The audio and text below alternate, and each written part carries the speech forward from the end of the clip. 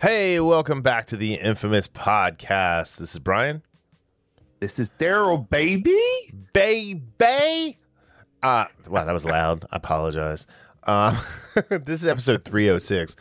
And we're calling this one PlayStation Showcase Resurrections. So if you can glean, if you don't have to be told what we're going to talk about today, we will show you what we're going to talk about today. Anyway, how you doing, buddy? I'm doing all right. Yeah, yesterday was a pretty big day. Yeah, right. You had the Matrix Resurrections trailer, PlayStation Showcase. Yeah. And my nephew turned 21. Oh. Yeah. It's like, man. You old. I'm young. I look young. Doesn't matter the age. or as our intrepid adventurer said, it's not the years, it's the mileage. Something like that. But and you know the whole "it don't crack" thing. Yeah. So. Oh, it's funny. I love when people look at my license, or every now and then I have to show it for something, and they're like, "Wow." That did happen when I was in Nashville for a bachelor party a couple years ago. Yeah. They were like somebody one of the it was at the liquor store. I think it was. Yeah, she said because it was this other black guy there, and she was like, "Yep, black don't crack." That's funny. All right, so we're talking Matrix Resurrections. I'm sorry, words are hard. The PlayStation Showcase from this year. We're going to review the episode 4 of Heels, which spoiler was the best episode yet. But before all of that, we are going to get into some AEW, some wrestling. AEW. It's Do the fans do that? Yeah, they say AEW actually. Oh, okay. AEW. All right. So AEW, All Elite Wrestling, is the relative new kid on the block. They've been around for a couple years. The reason we're talking about this is because Darryl and his girl came up. And he and his girl and me and my wife, we watched the All Out pay-per-view on Sunday, and it was a blast. But then they were in Cincinnati on Wednesday. So what is today? Today's the 10th. So on Wednesday the 8th, and my wife and I went, and we were on the floor. So we thought we would talk about it a little bit. So what did you think of the pay-per-view? Pay-per-view was a lot of fun. As I said, the steel cage tag team match, when I saw that was actually, and again, I'm not going to say that I've ever seen or anything like that, but I'd say in the last 15 years, that was one of the best matches I've seen. Now, I know the last 5 years I haven't watched much wrestling, but right. WWE can't get to they're not on that level right now. WWE doesn't do tag team wrestling. You did say that. They have a couple tag teams, and they actually have some good tag teams. They just don't let the guys do what tag teams are supposed to do. But the big problem is they like to just throw random single wrestlers together and be like, okay, you're a tag team now. And it's not the same thing. Whereas like with AEW, the steel cage match that you're talking about was the Young Bucks, Matt and Nick Jackson, and the Lucha Bros, Pentagon and Rey Fenix, and the Young Bucks are the best tag team in the world, hands down. And Rey Fenix and Pentagon are 1A. Again, like when I told you I watched did they wrestle? No, it was the Lucha Bros against, was it Jurassic Express? Jurassic Express, yeah, on the Friday. And I was I was not quite impressed. It looked like everything was stunted and disjointed. And you made a good point. You're like, a lot of it's because, Luchasaurus is so big. And right. And again, for a guy that's 270, he moves great. Well, I mean, so Luchasaurus is fast, he's graceful, and he's athletic. But the Lucha Bros are Lucha Libre, and that's their style. Yeah. And Jungle Boy keeps up no issue. And, Jungle Boy, is Jack Perry, Luke Perry's kid, it's crazy. He's like, here's the beauty is like AEW's got like 4 guys in their early 20s who are going to be homegrown talent that are going to be the guys who push the company over the edge to be mainstream. Like, not just like, hey, we compete with WWE. Like, WWE competes with us now. Mm-hmm.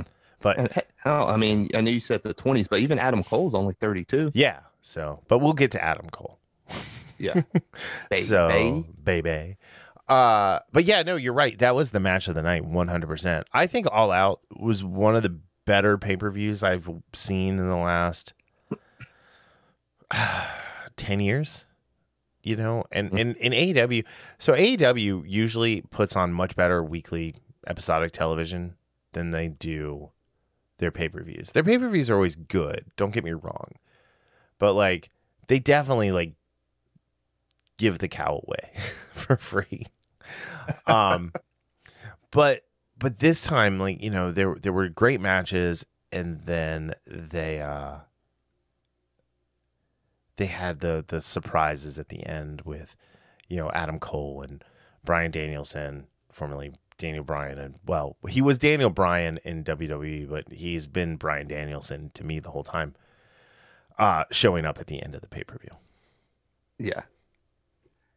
Which again, I loved your reaction because it was funny. I told Jess, and it's like, yeah, I looked over at you at one point and you were like, you were resting your eyes.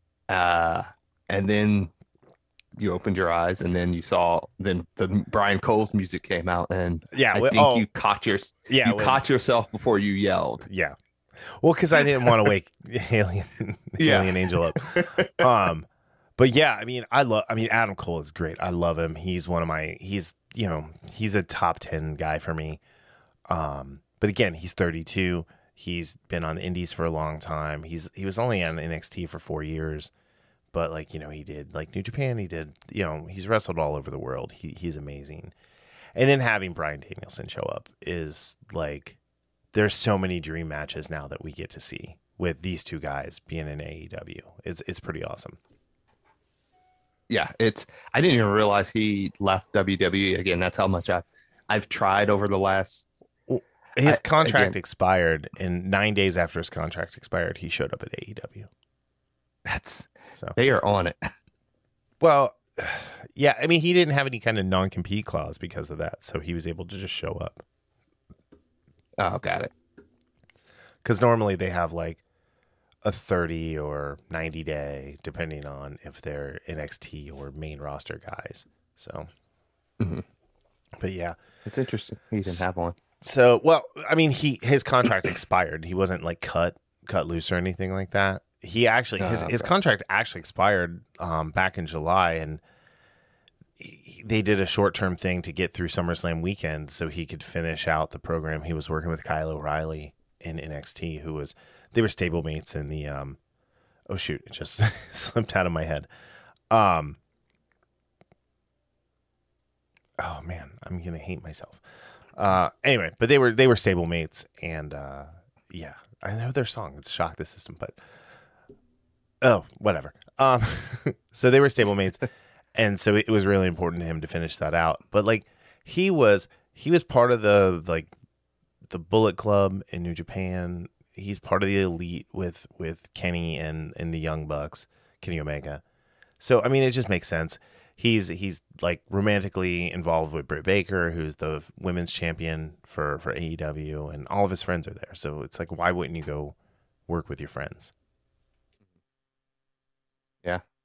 A new Generation X. That's what they kind of remind me of a little bit. Kind of. I mean, yeah, a little. There's some of that there.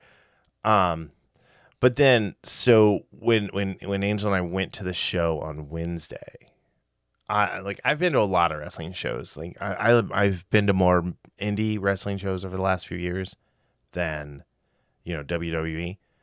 But this was the most efficiently run, like live taping, like live event that I've been to, because the first part of the show they taped for AEW Dark, which is their YouTube wrestling show that they put on Mondays and Tuesdays. Then we were live for Dynamite, and then they recorded. So we're recording this on Friday the 10th. So tonight's AEW Rampage. So we got to essentially see 3 shows for the price of one. Which is pretty cool. Yeah, it was amazing. I And mean, it was, and like, you know, like with WWE, like they'll stop. Like when there's a commercial sometimes, like the wrestling won't necessarily stop, but if it's something in between, they just stop and it's like everything shuts down and you're waiting. And like they kind of like Justin Roberts like kept the crowd engaged and like, you know, they were talking to the crowd and like when Tony Schiavone came down and to do some interviews, like he was talking to people in the crowd and they did just a really good job like keeping everyone like up so that they could like cheer and be loud and, you know, sing along and to everybody's music. Yeah. Did you see the backstage interviews that they had? Yeah, they put Did they show any of those on the screen? Yeah, those are up on the screen when that stuff's going on. So that's what I thought, and I just want to make sure about that. The other thing is on the women's side is Ruby Soho, the former Ruby Riott from the Riot Squad in WWE. She showed up, and I love her. And she was like grossly misused, and the fact that I got to watch her wrestle in a singles and a tag match between Dynamite and Rampage, and I got to see her win twice, made me really happy. Yeah, I'll be watching Rampage tonight. Yeah, so the Andrade El Idolo and the Pac match is just sick at how great it is. All right. But cool. No, but I will say, like, if you're even just a casual fan of wrestling, like, I highly recommend checking out AEW for a couple weeks. And if it comes to your town, I 10 out of 10 recommend going to the show. But if you're like a lapsed fan, it takes like all the good stuff from Nitro, all of the good stuff from like the Attitude Era, Ruthless Aggression Era in WWE, kind of like when it was going from being like really kind of R-rated to more family friendly. They do a nice balance of that. So like they satiate the bloodlust in the older fans, but like I would have zero issues like bringing a kid. Actually, there were two little kids sitting right by us, and they were hilarious. They were dancing, they were singing along, they knew everything. They had their favorites. It was really cool. Well, yeah, I sent you the picture of one of my old coworkers brought her three of her kids. Yeah. So, but I know I was in that picture. You're like, I'm right here. Yeah. So I mean, because we were in row 4, and my buddy Juan was in the front row, and like, you know, so he was on TV all night. So to your point about, you know, if you're a lapsed fan of wrestling, because I've tried over the last few years to watch WWE, and it's like one of the things, and I really was thinking about this today watching Dynamite. It's like the wrestlers are actually having fun. Yeah, absolutely. The first match was, you know, Dustin Rhodes against Malachi Black. I was about to say Aleister Black. Yeah. And just watching, and I love his gimmick now, like how, you know, they turn out the lights and then he's somewhere else. That's pretty cool. But it's just like the wrestlers are having fun, and the fans are so much, like you were saying, how the fans are into it, singing the wrestler songs, you know, and doing the chants like "You still got it." Yep. All this stuff, like just, I bet you, like it would have been Goosebump City watching it and listening to that as you were on Wednesday. Oh, and dude, I'm all in. Time. Like, yeah, I'm all in for AEW right now. Nice. I'm all in. Yeah, I mean, I've been getting the figures for a while. I bought we ordered the CM Punk shirts after the pay-per-view, or after he showed up on Rampage 2 weeks ago, and then like I bought an AEW shirt at the event on Wednesday. But yeah, it's a blast. It's great. It's fun. Like I've never not been a wrestling fan, but the majority of my ingesting of WWE is typically through watching What Culture or Wrestle Talk, just to get their breakdowns of the shows, because they're unwatchable. Because like NXT used to be appointment viewing for me, where every Wednesday I would turn it on, and you know, then it just got bad. So and now they're doing a retool with Triple H at the helm. Well, no, Triple H is out. It's Vince and Bruce Pritchard. So all three shows, Raw, SmackDown, and NXT, are just going to be the same, with big lumbering dudes who are, to quote Biggie Langston, they're big boys slapping beef. You know, forget work rate, just big men, big slapping. You know, so yeah, it's I don't know.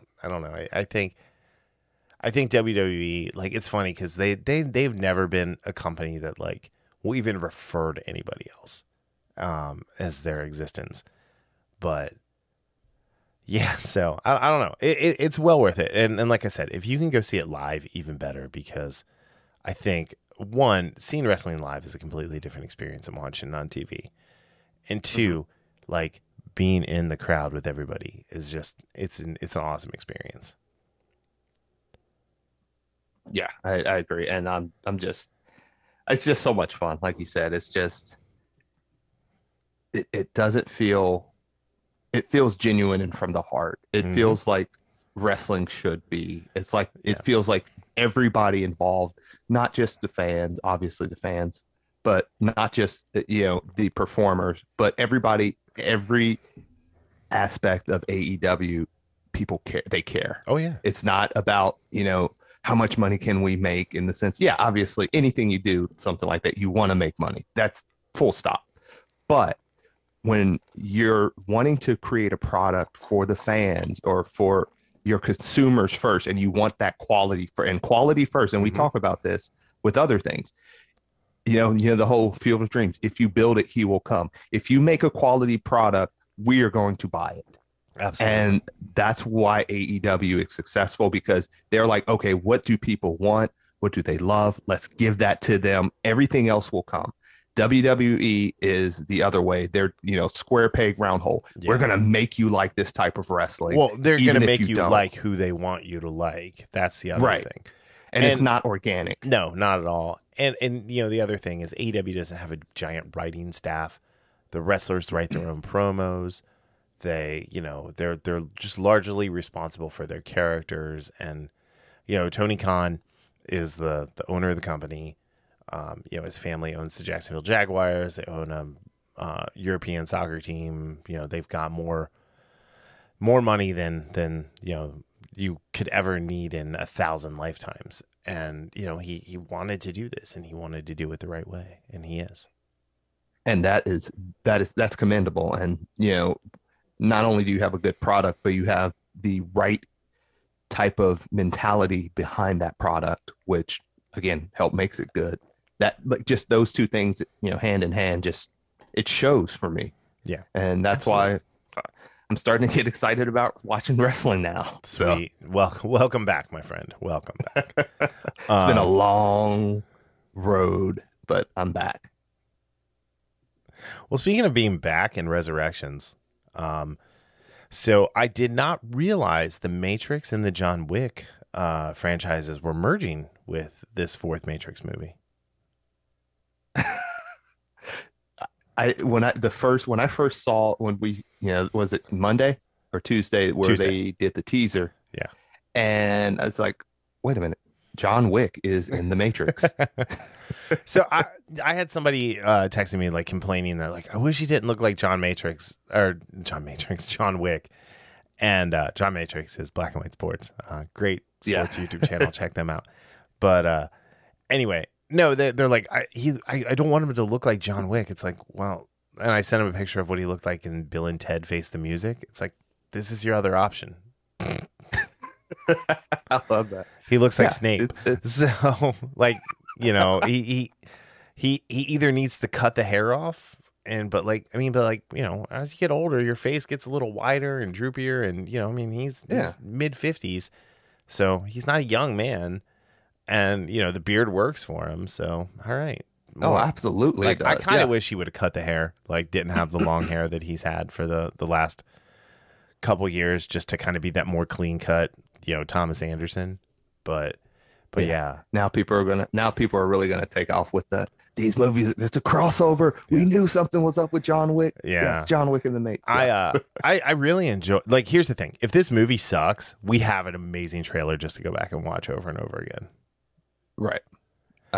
And I'm just curious. I won't talk about it on here because I skimmed over it, but I did read kind of like a rumored leak of this of the plot of the movie, not the whole thing, but just kind of like the plot. And some of it actually sounds really interesting. Mhm. And again, watching this trailer, I'm curious. The curious thing for me is how are they going to not only pay homage to the original trilogy, despite Mhm.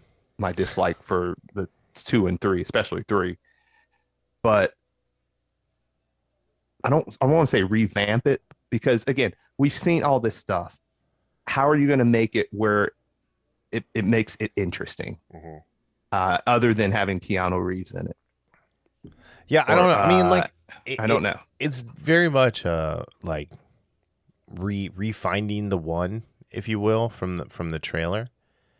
But I do like how the red and the blue pill essentially they're fighting, and Neil Patrick Harris is the therapist talking to Thomas, and he's got the blue framed glasses on, and then later on you see the who's very obviously the Oracle, and she's got red framed glasses on.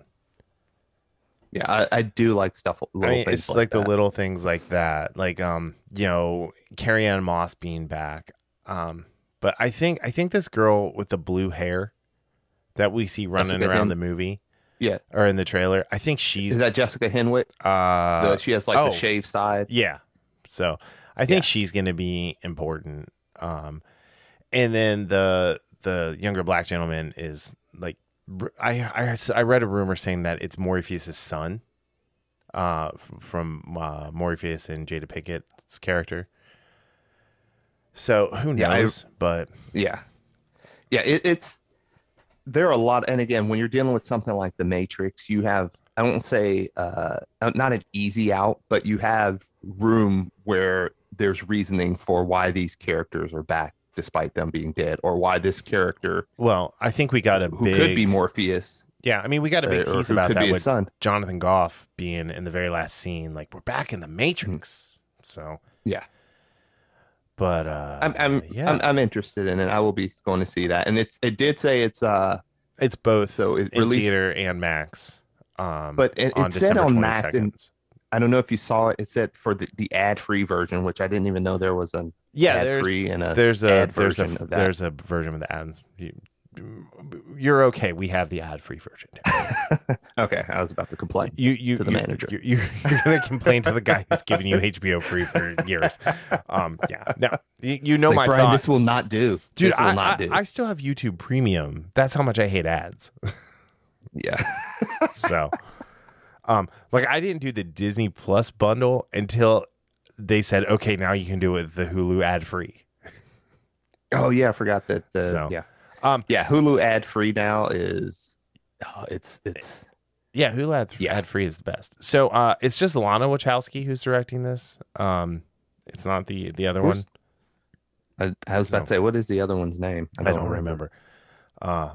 I know their dead names, but obviously we can't say those because that is. What do you mean there? Well, they've been. I know Lana Wachowski was. They both are. I forgot. I don't. They've both Oh, I didn't know that. transitioned to female. So. I did not even know that. I knew Lana did. But, Yeah. So anyway, oh, okay. but so Lana's the one that's directing this. Also wrote with David Mitchell and Alexander Hemmon. But I tell you what I did like is I liked that it didn't look like The Matrix. I liked that it did not have that green hue to everything. Yeah. And I saw some people complaining about that. I'm like, well, no, this gives me hope that it's like a different, like it's an entirely different Matrix. And like with Jonathan Goff showing up, I can only assume, like I said, that he's the architect. And like, I think the computer, the robots, whatever, the machines have figured out a more perfect Matrix. And they're letting the one run its course, and they're trying to course correct it so it doesn't break the whole system again. Because the first time around, or the last time out in the in the third movie, Neo shut it all down. Yeah. So yeah, I'm looking forward to this. I think I'm not super stoked for it, but it's one of those that the closer it gets, maybe once, December rolls around, like, we have 20 days before the Matrix comes out. Yeah. So I mean, that's how the original Matrix is hands down one of the best science fiction movies of all time. Oh, absolutely. And if it's not for the two lackluster sequels, there is no doubt that there's a conversation that the Matrix, the original Matrix, is the greatest science fiction movie of all time. It was, yeah. It's. I mean, yeah. it's that good, and in the things that the Wachowskis brought to cinema with the technology and the way they told the story, and the story that they told, it really like changed. Like 1999 was, in my opinion, the best year of movies that we've been alive. What else? What was? Oh, you had like Fight Club. It was. Fight Club was, yeah. Dude, 1999 was like off the as the kids said at some point in modern times, it was off the chain. I don't think they say that now. Okay, so we had The Matrix, we had She's All That, For Love of the Game, Cruel Intentions, The 13th Floor, which was a Matrix ripoff, Girl Interrupted, 10 Things I Hate About You, Varsity Blues, Bicentennial Man, The Insider, October Sky, Blast from the Past, The 13th Warrior, Green Mile, American Beauty, The Talented Mr. Ripley, The Thomas Crown Affair, The Haunting, Fight Club, like I said, Never Been Kissed, The Boondock Saints, A Virgin Suicides, The Mummy, Big Daddy, Eyes Wide Shut, American Pie. Okay. It just goes on. Jawbreaker, The Bone Collector, Man on the Moon, Sleepy Hollow, Magnolia, Mystery Men, Stir of Echoes, House on Haunted Hill, Any Given Sunday. Yeah, I mean, it's a murderer's row of movies. And I a lot of those I actually saw in theaters too. Yeah, I mean, I was at the theater multiple times a weekend in 1999. Yeah. So, and let's not forget a little film called Episode 1, The Phantom Menace. Yeah, that was a hardcore year for movies. Now, I'm not saying this is the best year of movies of all time, but is the best year of movies in my life. Like in the time I've been alive, the 43 years I've been on the planet. Yeah, that was impressive. That was a lot. I lost my breath. Yeah. Anywho, but yeah, so it's just one of those things where I like the differences. I'm excited that Carrie-Anne Moss is back. I'm excited that Keanu's back, and I want to see what they do. I get the impression that Neil Patrick Harris is not in this movie very long. I don't know. So. I can't make any judgments about that. I'm just, again, it's one of those movies that opens itself to speculation, right? Which it's always fun for those type of movies that open themselves and shows that you can do this speculation thing, that's just like part of the fun, especially leading up or directly after it. I don't know if is this going to be, if because I haven't read much about this at all. So I don't know if this is supposed to be a standalone with a potential or I do not know. I like the first Matrix. I don't want to know. Mm-hmm. I want to go in and be surprised, because the original Matrix, the whole ad campaign leading up to the movie was we can't tell you what the Matrix is. You have to see it for yourself. Yeah. And that was it. So yeah, it's exciting. I'm looking forward to it. But yeah, so anyway, let's move on to some video games here. Yeah, this was, man. So they had a lot that they announced, video game wise, coming out. But we're going to focus on Spider-Man 2, Wolverine, God of War, Ragnarok, and KOTOR, if you will. So which one do you want to start with? I mean, let's start off with Spider-Man 2. Oh man, yeah. So first of all, with Spider-Man 2, though Spider-Man is such a great game. Just the first one. I haven't played Miles Morales. That I actually might get that if I can catch it on sale, because that's one of those that's like PS5. And I think if you get that, you can get that with the upgraded version of Spider-Man, which I don't know if I'm going to go there yet, because again, I got 100%. No, I got like, I think 91%. I think I was missing one trophy or something along those lines, not counting the DLC. Yeah. But this one starts off with, the voice. And right away, I'm like, dude, that's Craven. Mm-hmm. And he's talking about, he almost sounds like a Spartan in the sense of, I'm looking for someone who can match me, who can beat me. Who can give me a glorious death. Yeah. And you see Spider-Man, and he has this little Iron Spider suit. Mm-hmm. That's what I call it, even though I don't, he has the legs in the back. Then you see Miles Morales, they're doing a tag team. Yep. And it's like, will one of you be the challenge for me? Yep. And then how the camera pans into the alley, into the darkness. And you hear that familiar voice like, yes. Yeah. And even before it says, like right there, you're like, okay, that's Venom. And then it's like, we will. So this game is, now it is scheduled for 2023. That's it. It just said 2023. All of it. I think everything that we're talking about is 2023. Oh no, God of War is coming next year. Oh, okay. Wolverine, there was no date on it. That Wolverine was just like a 45-second teaser, just to say, hey, we're doing this. Yeah. So. Yeah. Knights of the Old Republic probably is 2023, at least 2023. Well, so, all right. So Spider-Man 2, like, I think it's one that we both definitely want to check out. I, at some point, am going to have to get a PS5 like the rest of us if I want to play these games, though. Yeah. Well, the funny thing is some of the people that I was watching their reactions to this, and when it said 2023, they were like, oh, that's great, because by then most people will have PlayStation 5. Hopefully, if there's not still a chip shortage. But, yeah. No, that was a really good teaser. The Spider-Man and the Wolverine one was interesting too, with the whole, just kind of the guy being mean to him, and then the pop in the claw, and like really that was it.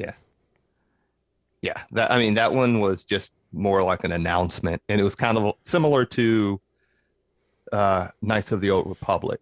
You just have the voiceover, and it's like, we're facing the most dangerous centuries, and then you have the flash of the lightsaber, and you see Darth Revan, right? And then it just says remake. Well, so okay, and that's how we can go. We can go more into KOTOR. Yeah. So again, I never played KOTOR. I played, what was the game I played? I had on my like old laptop back in like 06. It was actually one of the game, like Old Republic games. Yeah. But so this game is interesting because this is, and again, we were talking about this, earlier today. This is a full-on remake. Right. It is not a remaster. It is a remake. And on the surface. Yeah. Let me preface it, but on the surface, that's not a bad thing. No. On the surface, but we'll get more into that. And I say that's not a bad thing is because one of my favorite RPGs, it got me into really the RPG next generation for the PlayStation, was Final Fantasy VII. Mm-hmm. It was that game. It had 4 discs, like in the the original PlayStation. Right. It was great. And then we get the announcement last year. Was it last year or the year before last? 2019, 2020. I think it was 2020. It came, March of last year, because it got pushed back. That was a remake from, that wasn't not a remaster. That was a remake from, top down. Yeah. And it showed and again, it was great. And they kept almost everything. They changed things here or there, like from a graphical standpoint, some of the characters. But for the most part, it was a faithful remake. So that's why I said on the surface, though using the word remake is not necessarily a bad thing when it comes to gaming. Right. except when it is. And this might be one of those cases where I'm a little bit nervous. Yeah. But at the same time, I'm like, because I told you, I'm like, I'm not going to worry about. I can't worry about it now. This is like way down the road. And again, we'll keep up with this over the next year and a half when we get more information. But right, there is someone that is let's. I mean, I team. think we just call it out. Sam Maggs is writing. Okay, I couldn't remember her name, and that's why I said that. She is. I'm sorry, she's an online troll. Like she's a former Mary Sue writer. She's an activist. And, she's writing this and she doesn't even really, she's not a fan of Star Wars. She's very anti-male. And, she says, they're going to take some of the more problematic things out of the game. Now, having only seen the cutscenes, because I've never had an Xbox and I've never been a PC gamer, I don't know what that means. But typically when people like her start talking like that, when it says here, this was Sid. What was his name? Treadwell, the lead producer.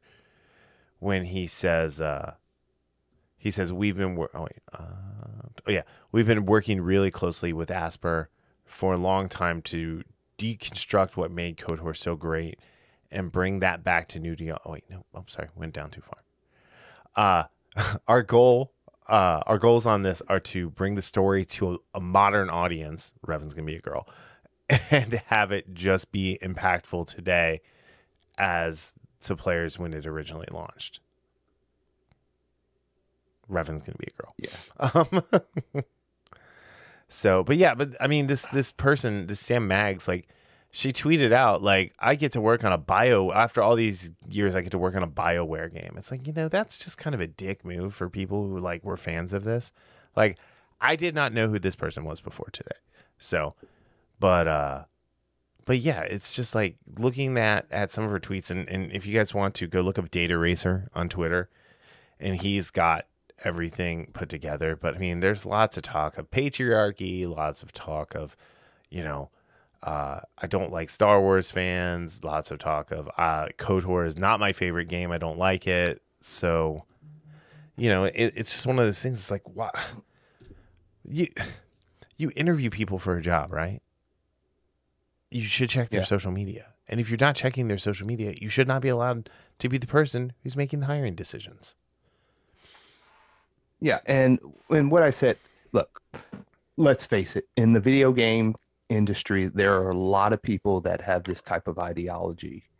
The difference, and this is what I kind of separated out, because I mentioned the director of the God of War, 2018 God of War, which was an amazing game, and we'll talk more about Ragnarok. Some of the stuff he said online is pretty much reprehensible for me, and just the type of ideology he follows, Corey Barlog. But this is the thing. And again, you can say what you want.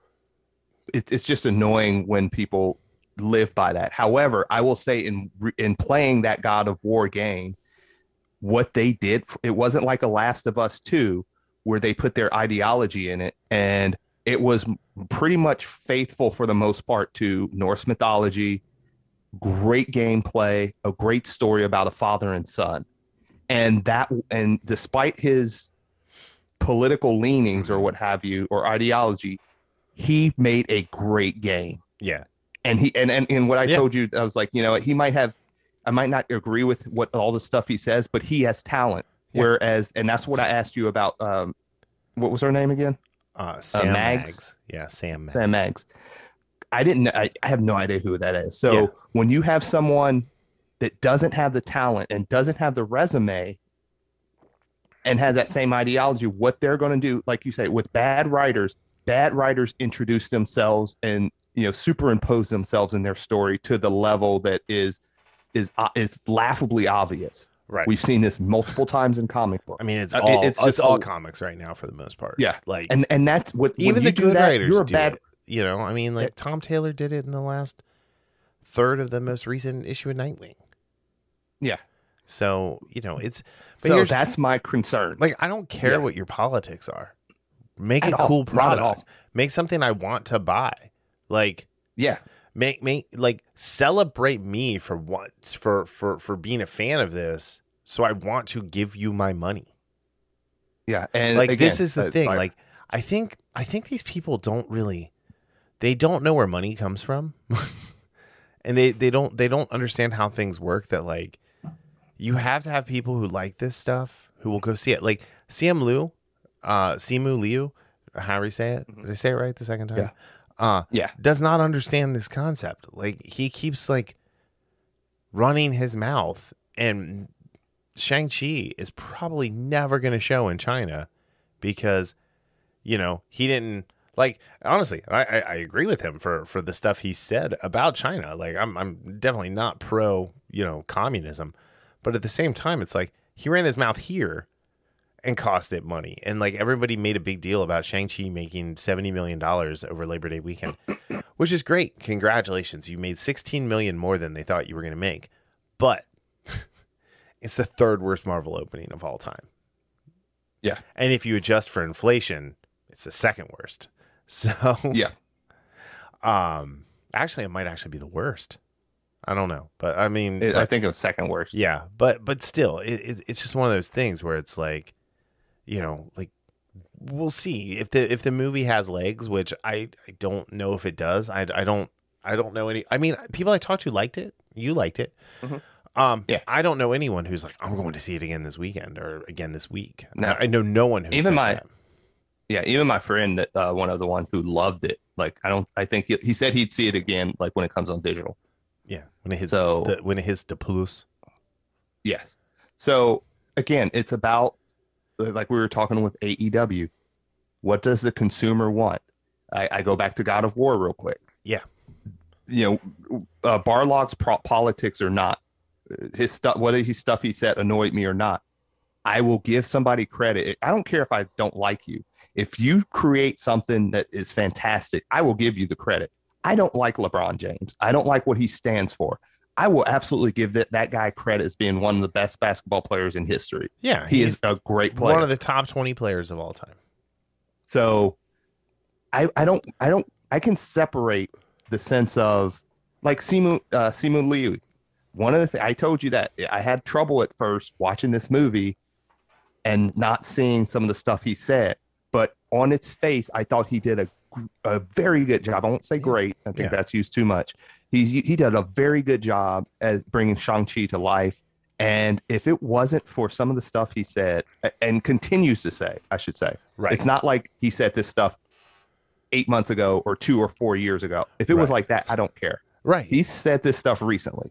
Like as of like this week, he's been still saying stuff. Yeah. If he didn't open his mouth and bump his gums like he did, I would be excited to see what he does in the future of the MCU. Yeah, I honestly would, because I thought he went after all the YouTube channels that we watch. Yeah, and it's like, you know what? Like you won the weekend against Free Guy, and I forget what the other movie was. That's how little competition you had. You were on like 4,700 screens, and it was a captive audience. Like. College football started. The NFL has not started yet, which is why it was the weekend it was. Mm-hmm. And like you're celebrating mediocrity this way by trolling people who were critical of you. And here's the thing: is every single one of those channels, they were like, "The movie is fine." Like none of them have bashed the movie after seeing. Yeah, I was going to say none of them like wrongfully just said this movie is trash and. The way, and you could see that they were saying it just because they didn't like what he said. No, nobody did that. And even before that, they were like, look, I don't know if this movie's going to be good or not. We'll see. And they admitted that, hey, this movie was entertaining. It was fun. But again, a lot of these people can't take criticism. Kind of going back to I'm not going to go over the games necessarily, but in one of the things I just said is we want good stuff. We want stuff that as an escape, right? Whether that be wrestling, whether that be movies, TV, and video games. This is an escape, right? And some of the things that we saw in the showcase, and again, just based on some of the trailers and just based on some of the interviews, it looks like a lot of these creators in this space, at least in this showcase, are giving video game fans what they want. You had Horizon Forbidden West, Gran Turismo 7, Grand Theft Auto 5 for the PS5. Yeah. You know, you had the some of the remakes they have, like Alan Wake and Uncharted and Lost Legacy is getting a PS5. The Tiny Tina's Wonderland, which actually reminded me a lot of I Hate Fairyland. Oh, okay. It had that because it's from Borderlands, and Borderlands is that crazy type, just is cell shaded animation. It's just a crazy type of humor. They're doing actually the movie. Kate Blanchett and Kevin Hart and a bunch of other people are in the movie. Oh, cool. But you have stuff like that, Guardians of the Galaxy, which is actually a month and a half away. Mm-hmm. You have all these games that it looks like they're focused on what games should be focused on. Fun, not a message, just fun. And sure, there might be messages here and there. I don't care about that. I just care about, are you going to give me a good product? Are you going to give me what I want, basically? Cool. Yeah. And that's what it looks like. And even if we want to transition to God of War Ragnarok, I am super excited about that. Yeah. Nice. All right. So yeah, I mean, tons of great stuff coming from PlayStation. Tons of it. Yeah, and again, like God of War, I don't think God of War Ragnarok, I do not believe it's going to be a PS5 exclusive. Okay. Now it is now the ones they were, and again the ones we're talking about, like God of War, Wolverine, Spider-Man 2, Gran Turismo. Those are all PlayStation exclusives. Horizon Forbidden West, but I don't know if they're going to be PlayStation 5 exclusives. Okay. That was, and I know God of War is not, because it's God of War and Horizon. I know they are. Okay. Because they're coming out early next year. Well, Horizon's coming out in February. It was supposed to come out in October or November, but they pushed it back a little bit. But something coming out in 2023 or 2020, like 2023 and after, that's when you're going to start seeing more PlayStation 5 exclusives. That gives the developers more of a chance, and they don't have to kind of they don't have to downgrade some of the stuff that they would use, right? For it to work properly on the PS4. So kind of sucks, but again, that happens with every generation of games. So, I mean, that's happened with PS2, PS3, PS4. That's always happened. So it's just what it is. But I mean, it looks real. I mean, God of War from 2018 looked just brilliant on the PS4. So oh yeah, I didn't have any. Even if it looked the same, I wouldn't have any problems with that. But I like how they're introducing new gameplay. You saw some of the things you saw.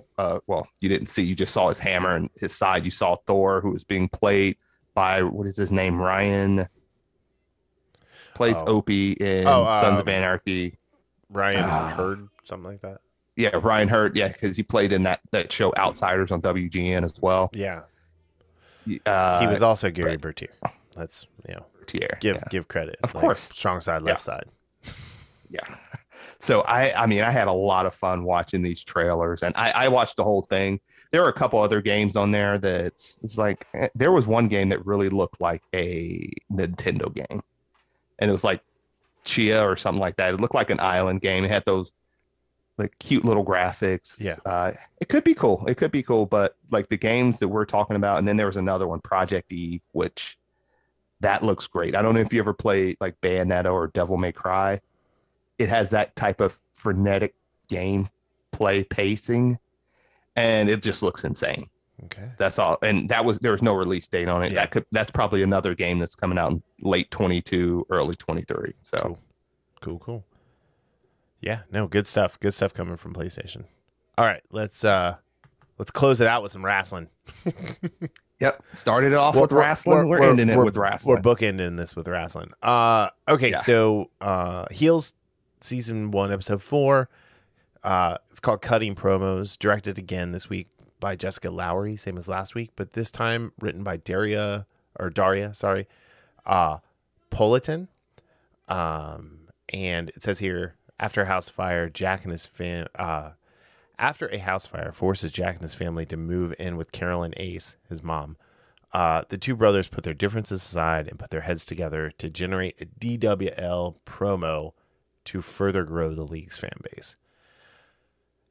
This was my favorite episode of the season. I know I said that last week, but this was a great episode. And the fact again, there's no wrestling that but see, I like this. This is what Friday. I did, yeah. This is what shows like Friday Night Lights did this really well, and 30 Rock did this really well. Where 30 Rock was about a comedy show. Obviously, Friday Night Lights was about a football team, but they did not always have the comedy show or football in every episode. And honestly, in 30 Rock, they really only showed the last punchline of the last joke of the episode, so you didn't have to write a whole nother show. But I like this, and I like the fact that they did the way they did the promo and everything. Ace still baffles me as a character. I felt like he took 2 steps forward and then a step back at the end of the episode. By the end of the episode, yeah, there was this was a huge episode for him for most of the episode, in a positive direction. I mean, and again, this might be that example of a guy, because again, in life, when we're trying to kick a habit or something, or we're trying to become a better person, we don't just take all those steps straight ahead and not backslide every now and then. Right. That happens. And I think that's, yeah, he took several steps forward, but then something happens where he just completely steps back. And yeah, I figured the step back was, well, let's talk about some of the good stuff that happened with him as he and Jack are trying to work their way through that, kind of a little bit of the distrust and some of the anger, that repressed anger that they both still feel. Well, I think not just about each other. You have to jump back to the dinner before you get to them on the couch, right? So Thomas is so there's a fire in Thomas's bedroom at Jack and Staci's house, and Jack puts it out, but they have to go stay with his mom for a few days. And they have this opening dinner, and Thomas is supposed to say grace, and he's thankful for everybody, and then he closes out by thankful that he's thankful that his grandfather is in heaven. And Jack and Ace's mom is no, he's burning in hell, honey. And she won't give it up at all. And God, she's the worst. She's the biggest. She's the biggest heel on the show. Yeah. And that has nothing to do with the actress. I think the actress is doing a great job making you not like this character. But Jack and Ace are both no, you can't. Don't talk to him about this. He doesn't understand this. You have to stop. And Jack gets up, and Staci and Thomas get up, and then Ace is sitting there, and she's are you gonna eat? And he's I lost my appetite at my dad's burning flesh. And then he goes down and has that moment with Jack on the couch where they're talking about doing a promo, and Jack's I cut a promo at The Rock today, which I wish they would have shown. I wish he would have pulled his phone out and showed him. That would have been really, I think that would have been funny, because Ace could have made fun of him, and then they could still get to where they got. But they eventually put their heads together, which I thought was really great, because Jack hands him the pad and pen, and Ace is really? And he's yeah. And I love it, because he goes, prepare to be amazed. Yeah. But yeah, that was great. And then Ace had another moment later on in the episode with Thomas, where he was just hey, your grandpa's not in hell. He's nowhere. He's just not here, and he explained to him about, how people kind of react to this grief. And I thought, probably not the best religious advice, but he was look, you just know he's not anywhere, and if someone says he's in heaven, just nod. And I thought it was a really good way to help the little guy deal with the concept of death. Honestly, I love the idea of what he said when he was but then Thomas was doesn't nodding mean you're saying yes? And he's well, sometimes it's the way out of a conversation. Yeah. And in this age, people are so fast to want to rebut what somebody says.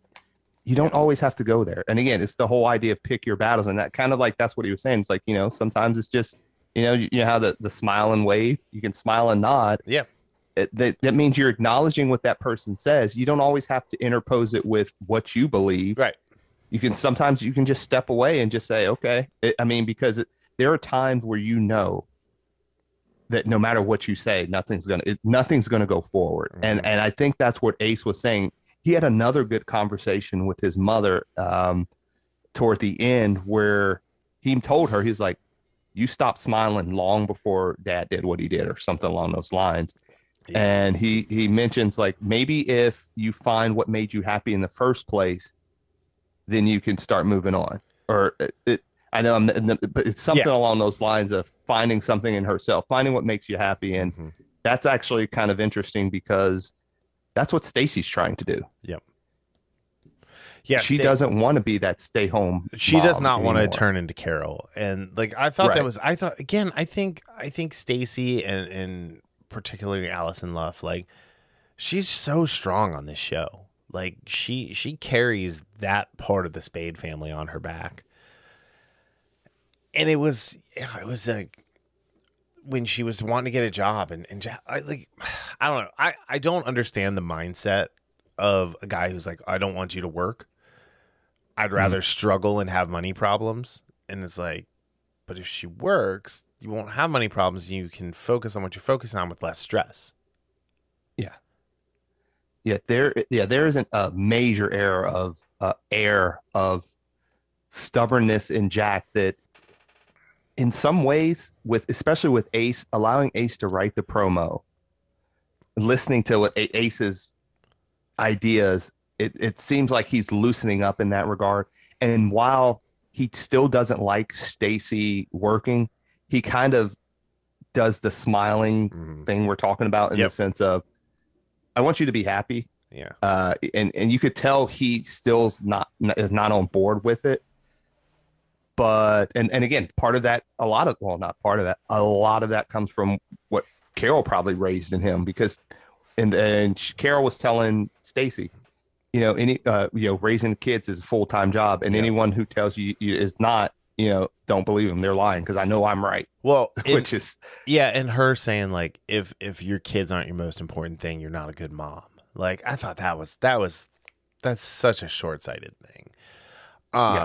But yeah, no. And then, the other B story this week again was Crystal, and this time with Bobby Pin. And I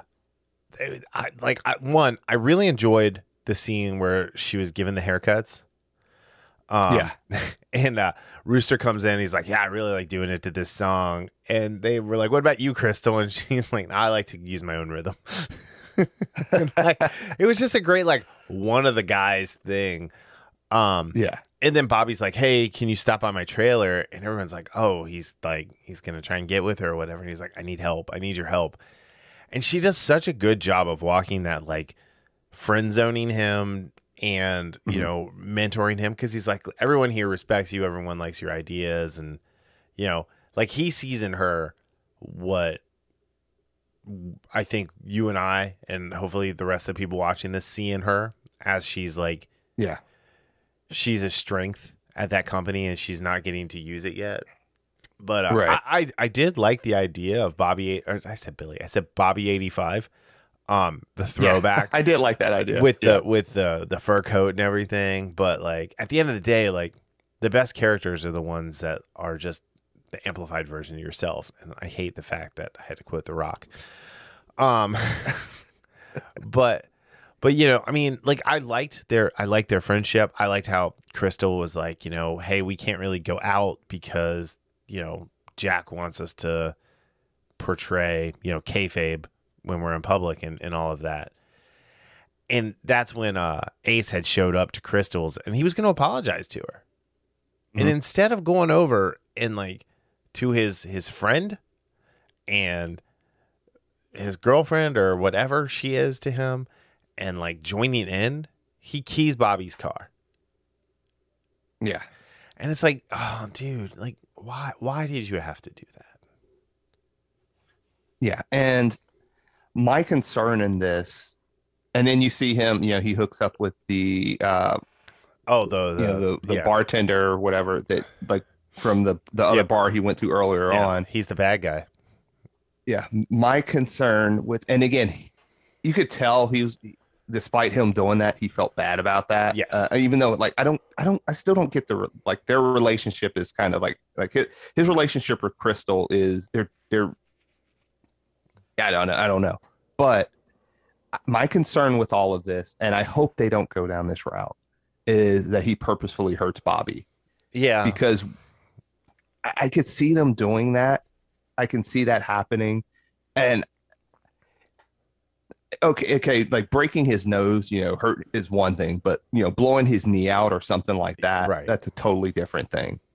Yeah, So like I'm I concerned don't that want they him want to to, end Bobby's career, yeah, and I'm concerned that again we talk about shows not having restraint. I hope they have the restraint not to do that. Yes, Mhm. maybe have him rough Bobby up to a point he doesn't need to do, but like just bloody nose or something like that. Okay, maybe like cracked rib at the. Don't do something like where you blow this guy's knee out or end his career. Don't do that because that would set him all the way back at zero. And Right. he's come in the last couple episodes. He's come a long way. Yeah. Not just from seeing how he reacts with his brother, but also his nephew, how he talked with Thomas, Right. or how he's with the guys with the promo and everything, how he talked to his mother about identifying that look, she still has a lot of anger and she's still in a way very lost despite it being I think they said his year one their father's year anniversary is coming up. Well, don't call it anniversary like she said, Right. but I would just hate to see them do that to this character. Yeah.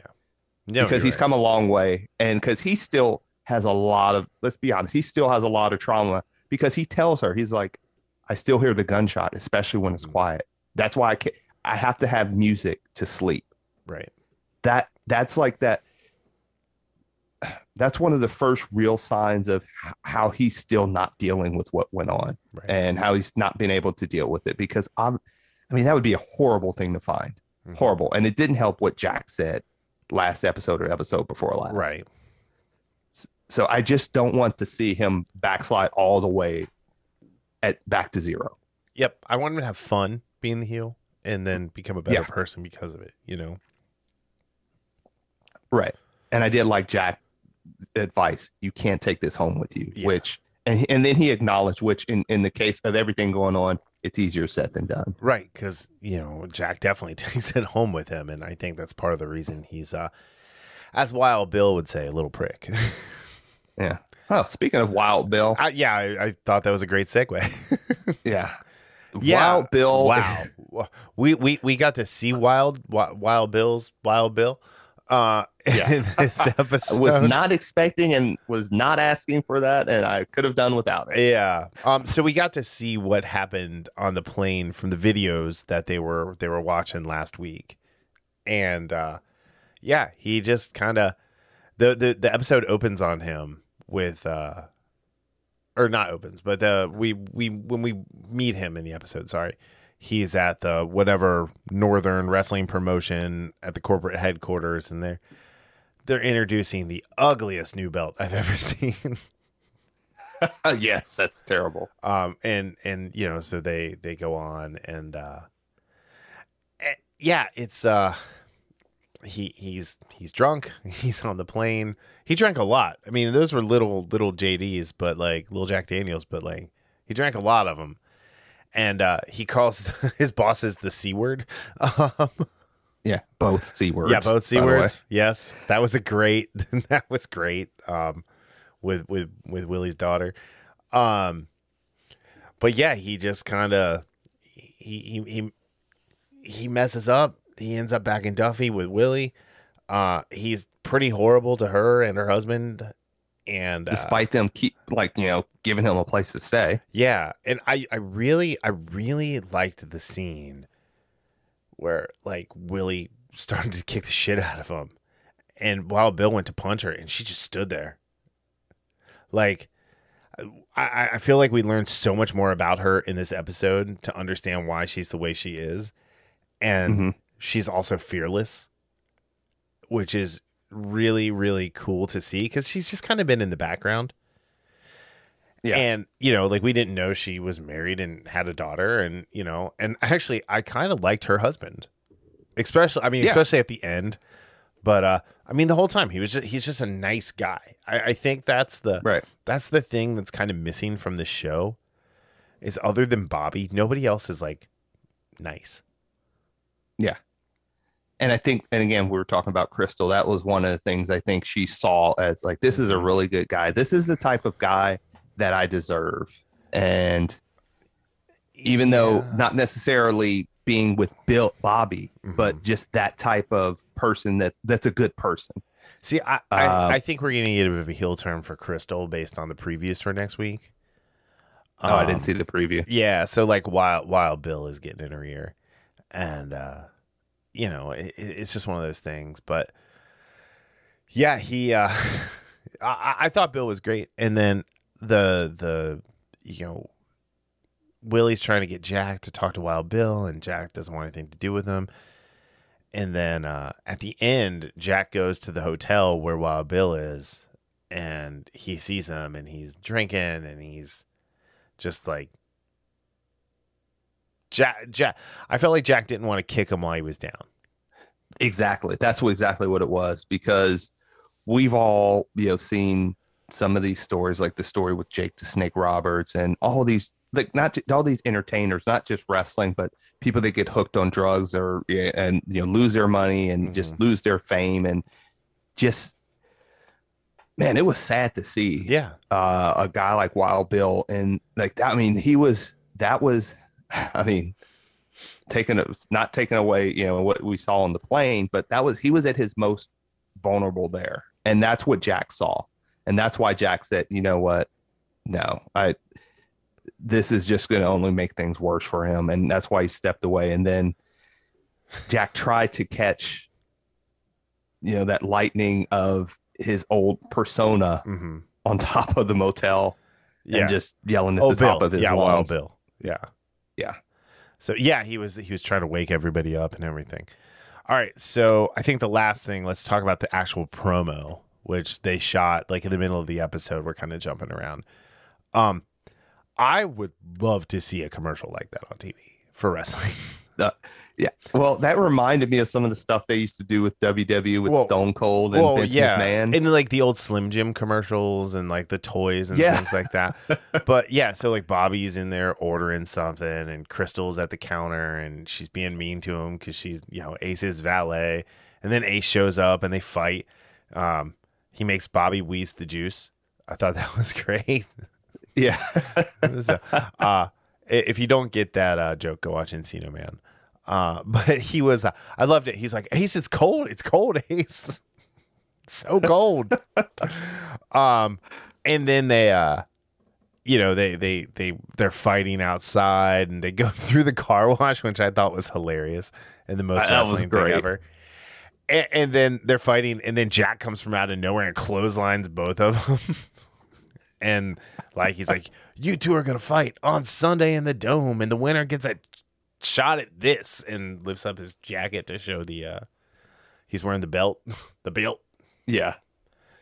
I thought it was great, and I loved how everybody worked together. Like all of them worked together, right. And then they were like, hey, let's do another take because we've got an hour.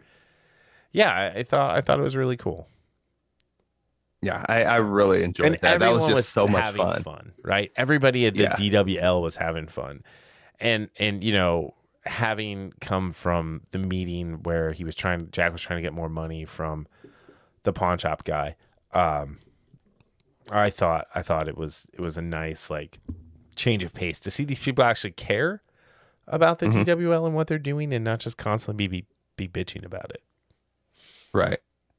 Yeah, and again, going back to what we were talking about with AEW, they care. Like seeing how much they care about this, and you can say whatever you want, but when your actions show what you're truly, and your actions line up with your words, that's when you have something, as far as AEW, that's why they have something special. And that's where Jack is trying to go with this, and seeing that with the promo and how they all work together. That was just great to see. Yep. And it just shows more how of much that. And like, even if they don't show them making the promos, show us the promos. Like, I think that'd be a great way to kick off like part of the episode. Maybe not the beginning of every episode, but like cut away and do a little that would be awesome. You know, that would be a nice little change of pace. Whatever the show is. But yeah. All right. So out of 5 keyed Broncos.